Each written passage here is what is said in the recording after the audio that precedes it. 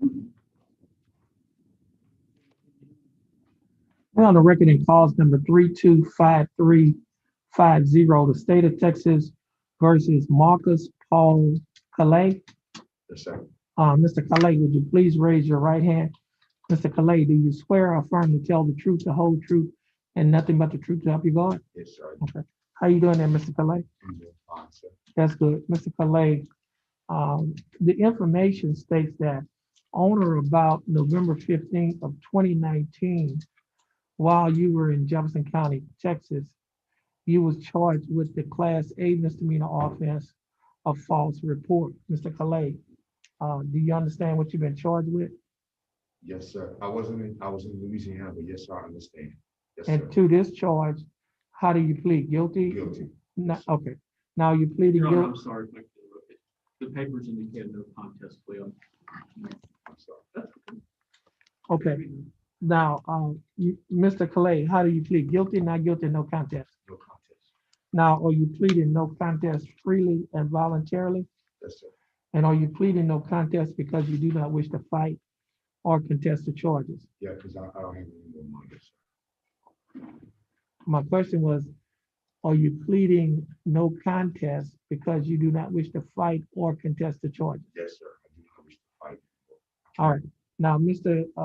Calais, I have before me what has been marked as State's Exhibit number 1. Do you recognize this document? What was that? Oh, that's what I just signed for Yeah. my lawyer? Yes, sir. Okay. And on page 2 of the same document, Mr. Calais, Yes, sir. are these your initials down here at Yes, the sir. bottom? Yes, sir. And on the same page, well, on the next page of the same document, is that your signature on Yes, the sir. top line above says defendant? Let's let the judge ask his question. And on the next document, which is a trial court certification of defendant's right of appeal, do you recognize this document? Yes, sir. And is that your signature down here on this document? Yes, sir. You had a discovery certification? Yes, Judge. Yes, Your Honor, it is right here along with exhibit 2. Okay, now, Mr. Calais, I have before me the discovery certification. You recognize this document? I signed that last time I was here? Yes, sir. And is this your signature on Yes, this sir. document? Yes, sir. Now, prior to signing and initialing these documents that I just showed you, did your attorney go over these documents with you? Yes, sir. And did you read and understand everything in these documents? Yes, sir. And is everything in these documents true and correct Yes, sir. to the best of your knowledge? Yes, sir.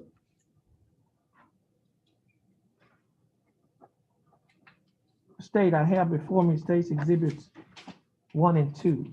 State, you like to offer states 1 and 2? Yes, Your Honor. No objection. Any States objection? 1 or 2. Okay, no objections. States exhibits 1 and 2 will be admitted. Mr. Kelly, Yes, sir. Mr. Kelly, Oh, I'm sorry. you've So- advised and counseled Mr. Calais. I have your, Is there any evidence that he is currently mentally incompetent to stand trial? there's not, Your Honor.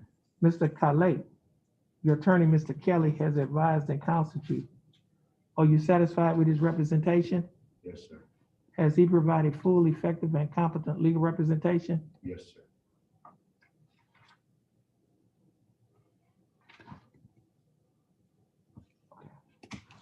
Mr. Calais, I will accept your plea of no contest. I will find that you are mentally competent to stand trial. I will also find that your plea of no contest and waivers were freely and voluntarily given. I will also find that there is sufficient evidence to find you guilty beyond a reasonable doubt. State, do we have a Yes, plea Your bargain Honor. agreement? And the agreement is 5 days county jail with credit, or you should have about 3 days credit. But it's up to the jail on how they're going to calculate his credit on this. Okay, now, let's see, now, let's see, I had the, this is You may not give me my credit for the 3 days. okay, yeah, okay.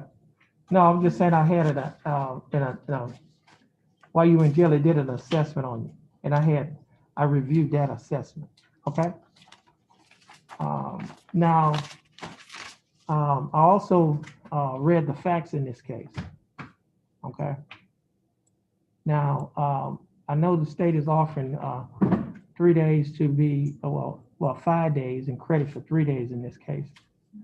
And if I'm not mistaken, this was a bump threat that he made on the courthouse, is that correct? That's the facts My of the, limited understanding, the offer was done by a previous prosecutor, Pam French, and so I generally, our office's policy is to follow any Okay. offers. They're done, and so that was the last offer that was done by the state, so I didn't fully review all of the.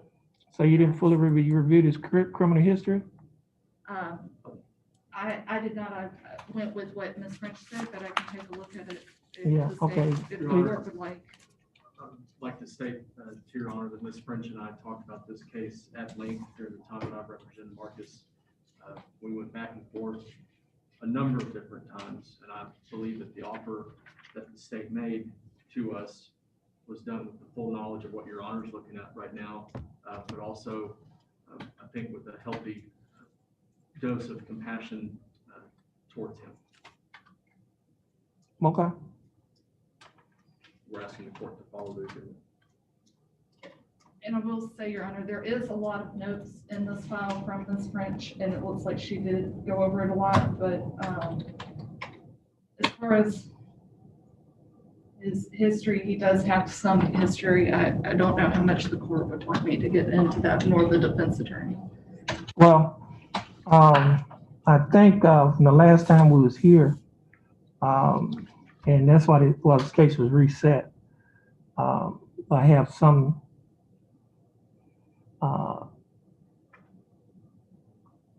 understanding that he does have a criminal history out of Louisiana, if I'm not mistaken. So I think he's, you from Lafayette, Louisiana, is that correct? Born, but live in Broke Ridge, yes, sir. Broadbridge, okay. Yeah, but I mean, looking at the facts, okay.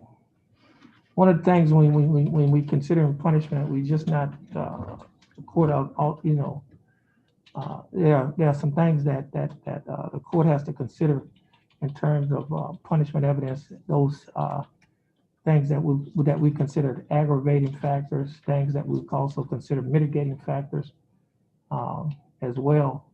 I think of the abundance of caution, before the court makes a decision, the court needs to be fully aware of the criminal history, because that will play a factor.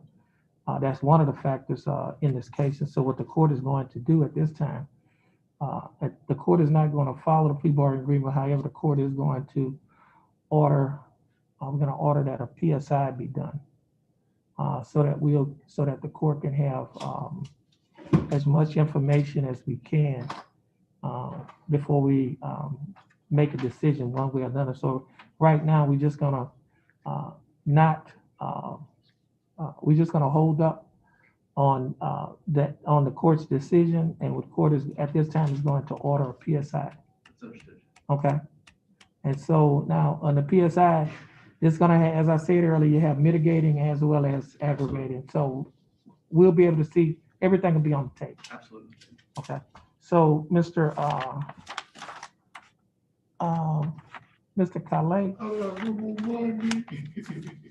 Mr. Calais, It cost me $550 to come here, y'all. I don't have no more money. I have $400 to make my trail. okay, Mr. I made Calais, arrangements to do my jail time. I got rid of all my Let the judge animals. speak, okay? Mr. Calais, you have an attorney. Please, follow the advice of your attorney. All right. And what we're gonna do is, I'm gonna have to can we get a probation officer or someone over here? Because he's gonna be required to do a PSI. We need to find out how they would like to do it.